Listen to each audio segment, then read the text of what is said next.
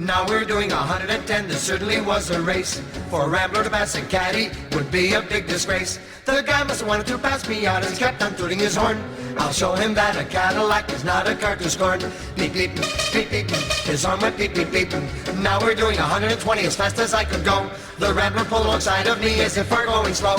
The fella rolled down his window and yelled for me to hear, "Hey buddy, how can I get this car out of second gear?"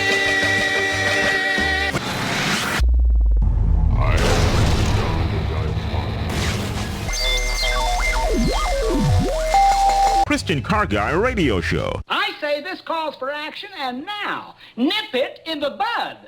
Nip it in the bud. You got to nip it in the bud. Negotiations Bible style. Bible style. Bible. Negotiations Bible style. But parked in a rickety old garage is a brand new shiny red superstar car. And everybody say there is nobody meaner than the little old lady from Pasadena. She drives real fast and she drives real hard. She's the terror of Colorado Boulevard. It's the little old lady from Pasadena. If you see her on the street, don't try to choose her. I couldn't cut in before they said, "Go, Granny, go, Granny, go, Granny." And, that's just. But simply put, overcomers overcame something. Yes, that's what makes the Beep Beep song so great. No one expects the Rambler to beat the Cadillac, especially not in second gear. Overcomers overcame something. The little old lady who overcame the normal fears of old age and drives the super stock Dodge, which happens to be red, I would point out. It's legendary. It's legendary. So what are you overcoming this Christmas? What is your car maybe overcoming? We would love to hear from you. 866-348-7884. Yes, you're listening to the Christian Car Guy Show. We've got Jerry Mathis, our Christian Car Guy body shop guy, with us today. But we need to have you. We want to hear your overcoming story. What are you overcoming this Christmas? 866-348-7884. We know Jesus is in there helping you, and we would love to know what it is. In my case, I lost my mother this year. And it's a different kind of Christmas. And how's Jesus helping me through that? Well, I'm going to share that coming up. And what I'm really interested in is, I know that realistically speaking, all jokes aside, there's stuff that you're going through. And so what are you overcoming? 866-348-7884. And Jerry knows there's this movie called The Butterfly Circus. And I would guess that anyone listening right now that has ever seen the movie, and it's called The Butterfly Circus, is saying, "Oh yeah, Robbie, that's one of the best movies. It's only 20 minutes of all time." Like I said, it's only 20 minutes. It's on YouTube. If you go to ChristianCarGuy.com right now, it's right there. In today's post, Overcomers Overcame Something. That's the name of the post. And you can watch it there. And I promise you will never be the same if you watch that movie. You just won't be the same. Because the movie uses the main character who in real life has no arms and no legs. His name is Vic Vujicic or something. I can't pronounce it. That's close. I like it. It's Vujic. Vujicic, but anyway. So in a minute, I'm going to play a short audio bite from it, and let me set it up a bit. During the Depression, the Butterfly Circus is going around in the Dust Bowl hit areas, and they're giving hope to the hopeless. And the ringmaster finds Nick, the man with no arms and no legs, in a freak show where the barker is screaming out, "See the man cursed by God." But the ringmaster brings Nick into his circus, but not as a freak. And I'm not going to spoil the movie and tell you how he did that. But in this particular scene, the ringmaster is showing him the other overcomers, the other performers that are in the circus, and how, the one used to be, and you'll hear him, some sound because you can't see it in the audio. But this one man used to be an alcoholic brawler, and now he's the strong man in the circus. And the other lady that's on the trapeze, well, she used to be a prostitute. In fact, she was pregnant and kicked out of the home there. And so listen to these amazing words that this circus, ringmaster shares with Nick. And I'm pretty sure they were inspired by 2 Corinthians 12:9, where he said, "My grace is sufficient for you. Power is made perfect in weakness." Ladies and gentlemen, girls and boys, what this world needs is a little wonder. Splendid, isn't it? The way they move, full of strength, color, and grace. They're astounding. But you, cursed from birth, a man, if you can call him that, who God himself turned his back upon. Stop it! Why would you say that? Because you believe it. But if you could only see the beauty that can come from ashes.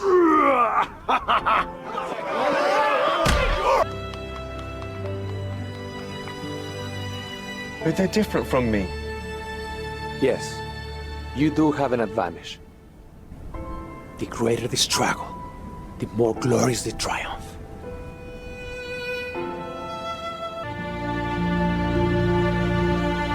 The greater the struggle, the more glorious the triumph.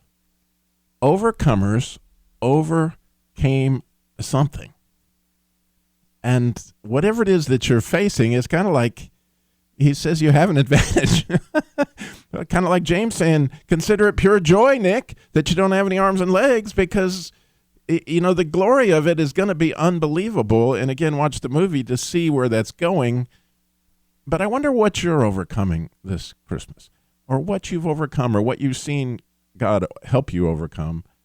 And we would love to hear that story. 866-348-7884. We have lines open. We would love to hear something that you might have. But Jerry, you've got a story like that lives right above the shop there.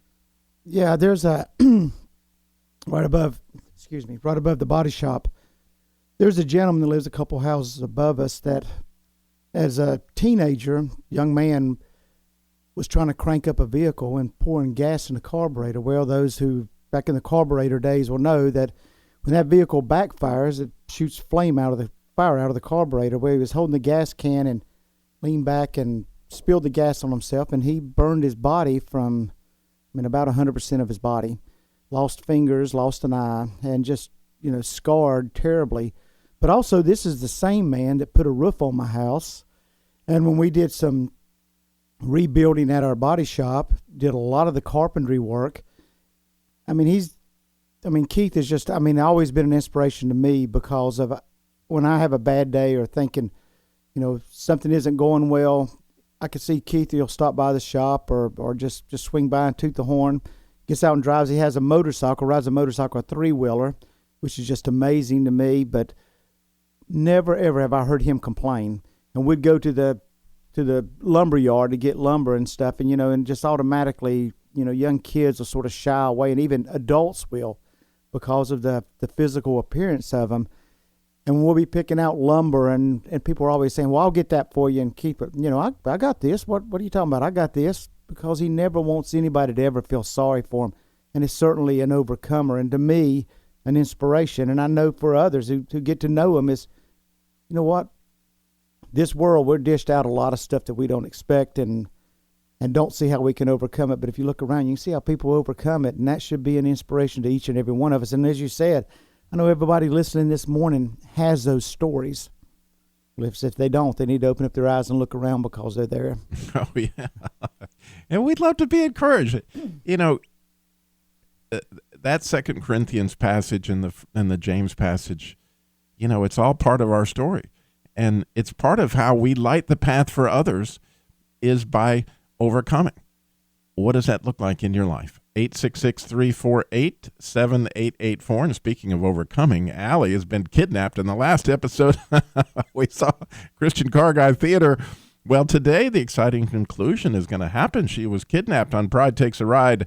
And it's Allie's rescue today, and you're going to be excited to see how that all happens. It's coming up in the last segment of the Christian Robbie, Cargo Show. I'm just going to take a moment because I know before we go into the first break, and I have never really said this, especially on the air and everything, but as I'm sitting here this morning and we're talking about overcoming, and I know Robbie's going to say, why'd you do that? But Robbie, well, I'm going to take a moment when we come back. Okay. When we come back, we'll hear what Jerry was going to say about that. Yeah. I would love to hear your overcomer story. Overcomers overcame something, and we would love to hear how God brought you through that. 866-348-7884, 866-34-TRUTH, ChristianCarGuy.com. We got so much more coming up.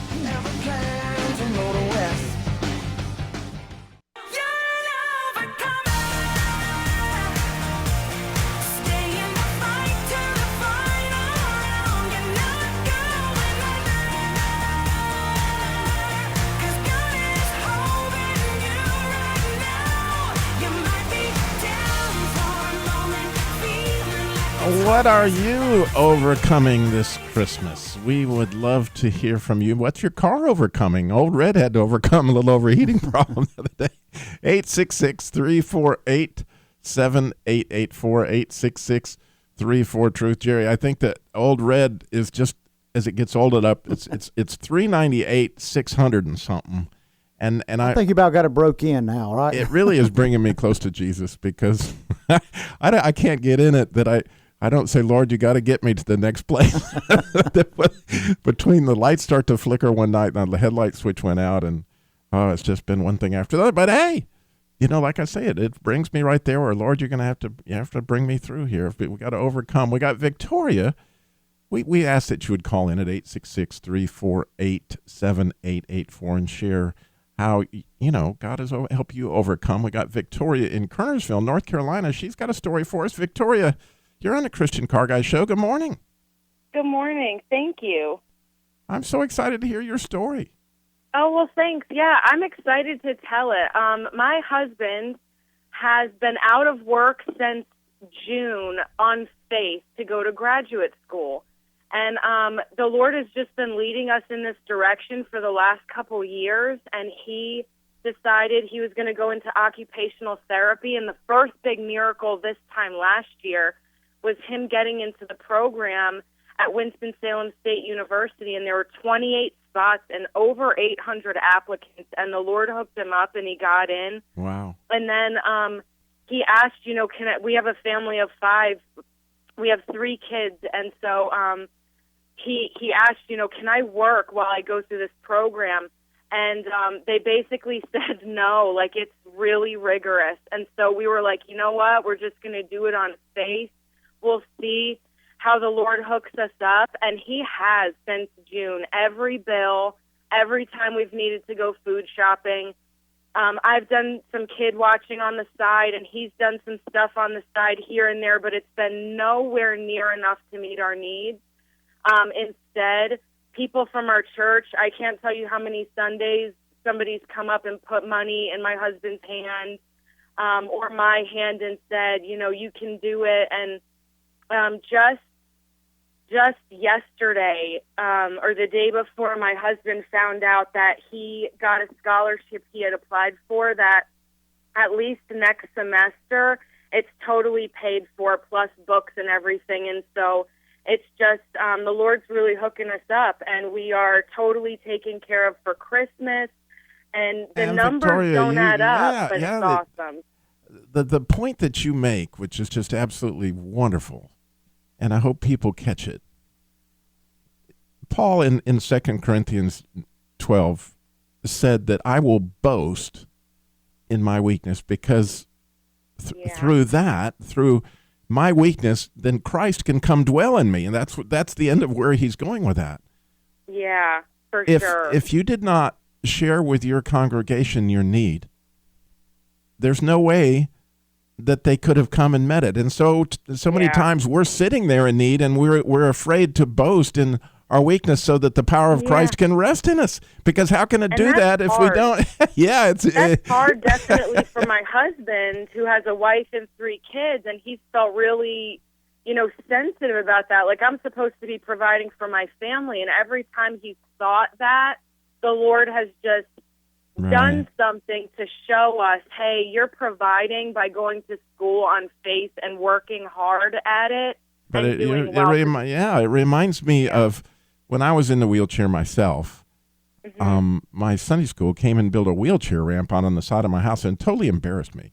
And I was like, wow, really, you've got to come out and I told my Sunday school teacher, I said, this is unbelievable. I just can't believe you guys are doing this for me. And he said, Robbie, you wouldn't believe how many people will not tell us the need, and when they don't, they rob us.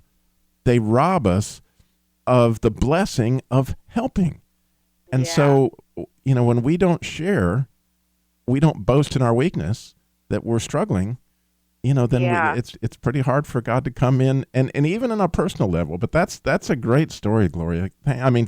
Thank you for sharing. God bless you. Thanks for letting me share. Awesome show, and I listen most Saturday mornings while I clean my kitchen. Thank you, Victoria.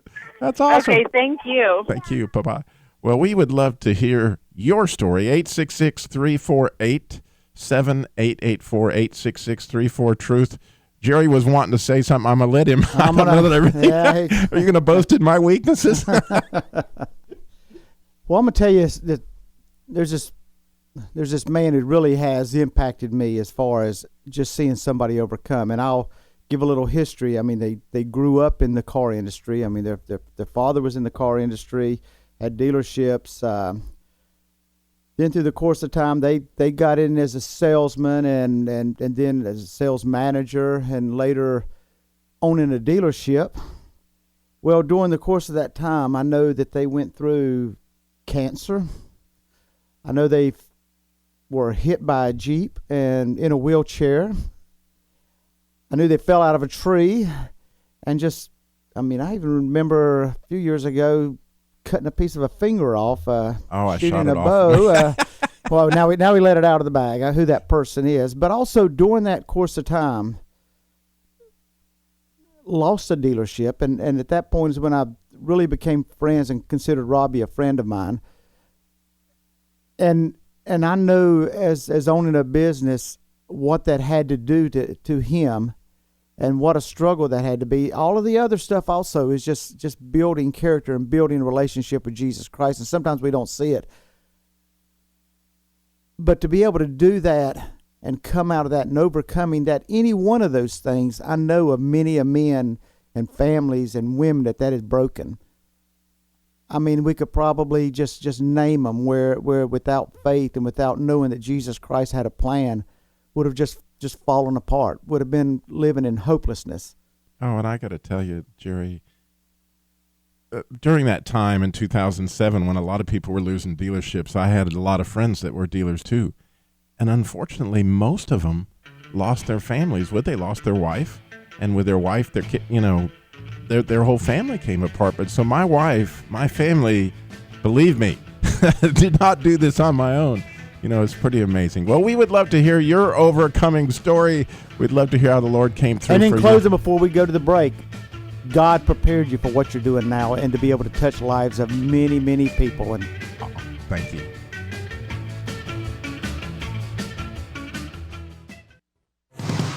This goes out to the heaviest heart.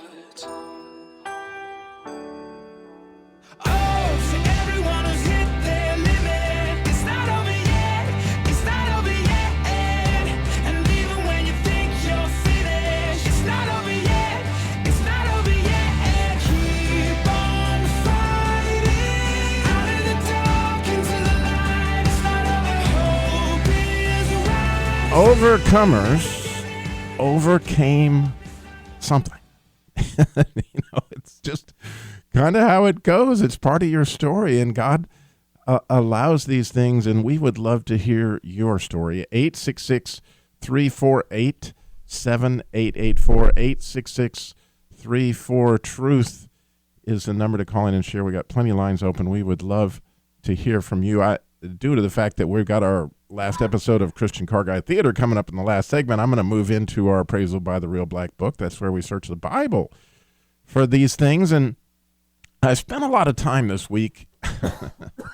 on that verse, as you might have guessed. My grace is sufficient. It's 2 Corinthians 12:9. My grace is sufficient for you. Power is perfected in weakness. More gladly, therefore, I will rather boast about my weaknesses, so the power of Christ may dwell in me. And when you get inside those words in the Greek, it's really fun for me to study those kind of things. That word sufficient there is almost like a word picture of walls that go up, or you've heard of a hedge. His grace, in other words, the fact that you are his favorite and he would hold your head in his hands and go, man, I love you, and this is going to be enough. And when you take Nick and think of him without any arms and legs, you don't understand. Just like you are, I love you. You are absolutely amazing to me. His grace is what allowed Nick to be able to carry on in the movie Butterfly Circus, what we're talking about. So his grace was sufficient, but then there's a principle. And when you look in the Greek, it doesn't say my power is made perfect in weakness. Actually, the my isn't in there. It just says power is perfected in weakness. And so it's almost like this is a principle he's giving us, that Jesus is giving Paul, that there's really not much need for power if there's no weakness. And that word perfected is the same exact word that Jesus said when it was finished. So it's the last step in perfection. There's just something that has to happen in order to perfect power, and that is your weakness. And so when James said, consider it pure joy that you have all these trials. Well, honestly, this Christmas I have a trial. My mother's gone. And, those who listen to this show for years know that she called in all those times and know the relationship I had with my mother and how close that was. And it's been an interesting time because I honestly have spent a lot of my quiet time this December just asking Jesus to come into that for me and saying, here, I know that I'm really struggling here, and I've got to boast in this weakness, Lord. You see what's going on here. Walk me through some things. And what I saw, honestly, in one case, he took me back to a way I treated my sister, my oldest sister, who I thought was pretty much a bully. But the truth is, I'd made an agreement that I hated her years ago. Now, this is as a child, but I'd never really dealt with that. And my relationship with my mother was changed as a result of it, and my situation with my sister. It came from a fight that happened because I wouldn't get out of the car and go get gas for the gas can. What Cindy didn't know, my older sister at the time, was that I was terrified. I was a very timid child, and I didn't want to go up to anybody that I didn't know and ask them for anything, better yet, give them money so that they would take gas. It scared me to death, and she really got upset because I wouldn't go in and do that, and it led to a horrible fight. And interestingly, if you knew the story of my life, and Jesus walked me through this as we were spending time in my quiet time, that my first marriage ended on a very similar fight. I wouldn't go in the store to go buy dog food. I know this sounds crazy, but I was too timid to do that. I wanted my wife to do it. We got in this huge fight. She gets out of the car. She walks all the way from Wilmington Island into Savannah, Georgia, on the side of the road with me coming alongside. Get in the car. No, I'm done with you. I'm done with you. And she was done with me. And Jesus took me back, says, do you see what happened here? See the connection? You wouldn't get out of the car to go get the gas with your sister, and you wouldn't go out to get, and he'd walked me through my weakness and realize where he's brought me to today. I can get on the radio and people say, what? I say, what? How did this happen? You can't see anything but Jesus in that, can you, Jerry? I mean, how could this guy who was afraid to go into a grocery store to buy dog food, get on the radio and talk in front of people? It's unbelievable. God does. Nothing's impossible with God. I mean, wow. It just is. Let's see, I had a new story I hadn't even heard, man. But his power was perfected. You see, God is the hero of that story. And he's the hero of your story too. But, in the things that we take to him this Christmas, I wouldn't have understood some things had I not felt the weakness of struggling with my mother's death, and Jesus taking me back into that and allowing me to forgive my sister, forgive myself. And I needed Jesus' blood literally over me to see my weakness, that this is what I needed help with. Yeah. We try to do things that the big thing that I think for me, and I think I probably speak for others, when I try to do it without God, when I think I can figure it out on my own, but yeah, you're right. It has to be God's grace, God's blood to get us through that, and also to look back and see how where we were wrong, and God grows us from that. And I think that you know what, that may be the biggest gift. If you don't already have that, the gift of understanding God's grace and God's desire for us, if you get that during Christmas season, you got the greatest gift of all. And we think about what God can do. I mean, you think about, okay, we're going to be celebrating the birth of Jesus Christ. The same child that we're celebrating is also the same child that grew up as a man that this world hung on a cross. Oh, and my boss and your friend Stu Epperson wrote this book, The First Words of Jesus. And this week, as I was meditating on that, I created a picture. It's on my Twitter feed. I said, the original Christmas present was wrapped. And there was a picture, because they wrapped Jesus in the swaddling clothes, which came out of that book. But they also wrapped him after he took on my sin. And as Stu points out, he was laid in a manger, which was, sort of a dirty, rotten place. Well, my heart kind of was too when he first came, and he's been cleaning it up ever since through the fact that he was wrapped and laid in swaddling clothes, but later he was wrapped in aloes and myrrh in those burial clothes. So if God can take what happened on Calvary, the death and persecution of our Lord and Savior, one of the darkest moments in the history of the world, be the moment of hope for those that believe in Jesus Christ, man, imagine what he can do in our lives. And he even used that same word. It is finished. You see, it was the power of God to overcome evil. It was the power of God to make a way for all of us. I mean, it's an unbelievable amount of power to, something that's beyond my even wildest imagination, the amount of power that was perfected through the weakness of mankind, that Jesus would even need to do that. Yeah, there's so many things in our lives that we just don't. Without the hope of God, I don't know how we overcome them. I don't know how Robbie went from the struggles in his life to where he is now without that. I don't know how I would be able to do that.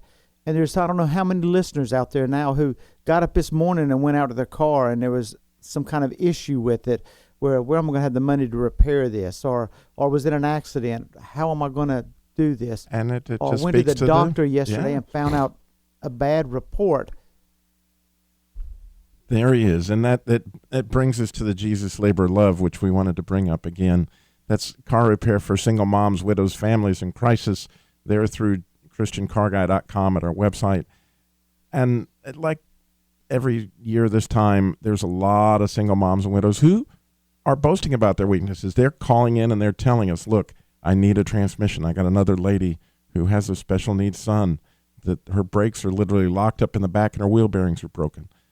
These are definite needs, and they're sharing with us. And we do have some of the labor paid for, but we still have to buy the parts. And so we need you to go to the website and donate if the Lord puts it on your heart, because these people are sharing these needs. Yesterday morning on at some point on TV, I saw an ad ran by the organization that's doing donate a car and to give it to somebody who needs one. We're sort of Christian. Jesus Labor of Love is sort of like the little fish in the pool for that, because there's a lot of stuff going on, a lot of opportunity to do that. But I can say one thing: every penny that comes into Jesus Labor of Love goes for that purpose. There's no money spent anywhere else.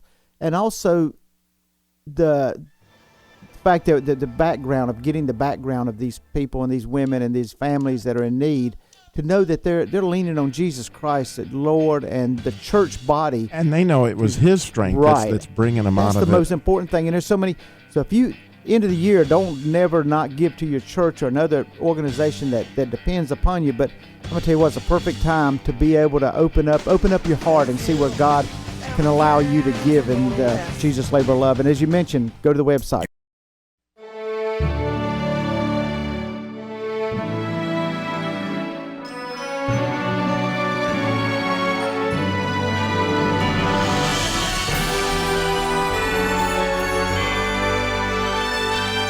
And now time for Christian Car Guy Theater with today's episode, Pride Takes a Ride, Part 7. Previously on Pride Takes a Ride, a stranger had come to town, a photographer named Brad who worked for Fair Vanity magazine. He'd been leading on Jimmy's girlfriend Allie that he wanted to take some pictures for his magazine. Jimmy and his girlfriend Allie had broken up after they had had an argument about prayer. And this was before the spring parade where Allie was to be queen. Allie had been struggling with her hasty decision to break up with Jimmy when Miss Annie, that's Pastor Jack's secretary, shared some wisdom on the subject of grace. And Allie and her guardian grandparents also had a really deep discussion along those lines, and that led to a phone call from Allie to Jimmy asking him if he could meet at Pop's malt shop, perhaps to discuss the most important decision of Allie's life. Brad, the photographer, then kidnapped Allie using Jimmy's Jeep, which didn't work out so good for him. After all, Mosey Motor Oil and Guido Gasket and the whole Under the Hood company got a hold of him. All right, team, hey, all right, I'm stopping the oil now. Go for it, Kramer Craig Shaft, go for it. Freezing the engine now! The Jeep skids off the road and into the woods, coming to rest down in the ditch. Now what? Listen, sweetie, I'm gonna have to go take a look under the hood of this jalopy. Don't even think about running. Have you ever seen what a 9mm slug does? That's what this is for. Now, Guido Gasket, now! You got me steamed, punk. Oh, what? Squirt, squirt. I know a pain when I see one. I can't see! I say, you're just about hosed, young fella. Your turn, Tam Attentioner. Bring in the tension, Sally Serpentine. Let him have it. No! Say, young man, you need a light? Suck it to him, spony spark plug. Looks like you got your wires crossed, Bozo. You just don't seem well grounded. Now let me illuminate the problem for you. Get it off! Get it off! You gotta run for it, Allie! Allie, go! Run! Don't get away! There. Go! Get away, get it! honey! Go get it, Allie! Run, Allie! Run, Allie, run! Get away now! Speedy split, Allie! And now, Pride Takes a Ride, Part 7. Allie, having seen Brad on fire, takes the car parts advice and takes off running. Brad stops, drops, and rolls in the ditch, where fortunately for him, it has enough water to get him submerged and stop the fire from consuming him. Allie, talking to herself, I remember this spot. Jimmy took me on this Jeep trail and we hiked over to the old mine where he and Nahum saved the hikers. I know where I'll hide. I don't know what's possessing this Jeep, but maybe a couple of slugs will put your lights out. Ollie, Ollie, Free. You don't really think you can hide from me. Meanwhile, the sheriff and Deputy Eustace aren't far behind. Eustace, keep your eyes peeled for anything. Anything. I don't care what. This may look like a dark stretch here, but my gut tells me something is here. Let me slow down a bit, and let's look through the woods with a searchlight. See anything, Eustace? Well, that is weird, Sheriff. I could have sworn I just saw a rainbow. Shine the light right back over there. What the? Who's got the spotlight? Oh, the cops. Well, I have a slug for them as well. That's a rainbow, all right, Eustace. There is something over there. Looks like a vehicle crashed through the woods right over there. Let's go have a look. Now, Eustace, this is a dangerous situation. The suspect is liable to be armed and is probably holding Allie as a hostage, so don't go running toward that vehicle. Slow and easy. Follow my lead and don't use any light. Back in town, Pastor Jack, Jimmy's parents and grandma, and Allie's grandparents, along with Miss Annie, are all on the altar praying. Folks, I don't know what it is, but I think the Spirit is leading us to pray for the sheriff and Eustace right now. I'm sensing horrible danger. Oh, Lord Jesus, please protect the sheriff and Eustace. Yes, Lord. Oh, Father, keep them from danger. Give them wisdom. Oh, Lord, help them. And please tell Eustace to keep his head down. Just then, Eustace steps out of the car. This'll be an easy shot. Ah! Oh, I'm hit, Sheriff! How bad is it, Eustace? Whew, that was a close one. I guess he just shot my hat off, Sheriff. I'm okay. A little shooken up, and that was a good hat, too. Eustace, can you crawl under the car back to my side? I'll call the state police for backup.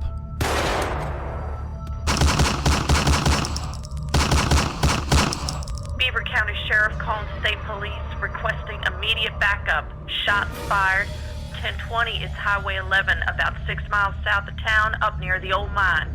All right, Brad, or whatever your name is. 2 state police cars will be here momentarily. We are both armed, and with those 4, it will be 6 against 1. Send the girl out before someone gets hurt. She's run off, so I can't help you there. However, I'll trade you this gun for an ambulance ride. That Jeep over there has killed me, and these burns are more than I can stand. All right, I'm gonna shine this light on you. Get your hands up. Now face down on the ground. Keep your hands above your head. Eustace, cuff him. All right, Mr. Fancy Pants Photographer. You didn't really think you could put one over on us, did you? Allie? Allie, are you out there? It's safe now. This is the sheriff and Eustace. Can you see the lights? Come out, Allie. Oh, Sheriff Eustace, I'm so glad to see you. Thank God you're all right. Oh, it was so amazing. The Jeep just sort of exploded all over Brad, and I was able to run, and I was so scared, and I just kept praying and running, but how did you find the car? It's so dark out. Crazy thing. There was a rainbow in the woods. We saw a rainbow. A rainbow? Really? I think I saw a crystal like my great-grandfather singing from Jimmy's mirror. You don't suppose... Right here, look, and it has the inscription on it, just like the ones my grandparents have. To love another person is to see the face of God. Whoa, there's more to this faith stuff than I had any idea. And now, here's Danny Dipstick and Randy Radiator to review today's episode. Randy, it looks like all this pride backfired on a number of folks through all this. Yup, Daddy. Most of all, it backfired on the evil one himself. Satan tried to use Allie's pride to separate her from Jimmy and God, and in the end, she's closer than ever to both. Really, all of Beaver County can't help but see God's the hero of this story. Oh, and wait till word gets back to Eustace that Bonnie prayed for him to keep his head down.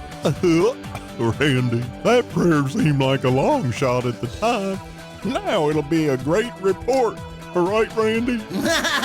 A great report is right, Daddy. What Satan meant for evil, God used for good. Amen. Oh, and we'll have to buy Eustace a new hat. Say goodbye, Daddy.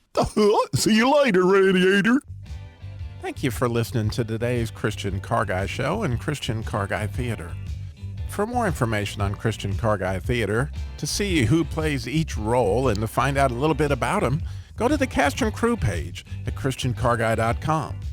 Or feel free to download Pride Takes a Ride 1, 2, 3, 4, 5, and 6, or all the previous episodes of Christian Car Guy Theater. Again, we're honored that you would join us on today's show. Remember, slow down, Jesus walked everywhere he went and got it all done in 33 years. Have a blessed week before Christmas.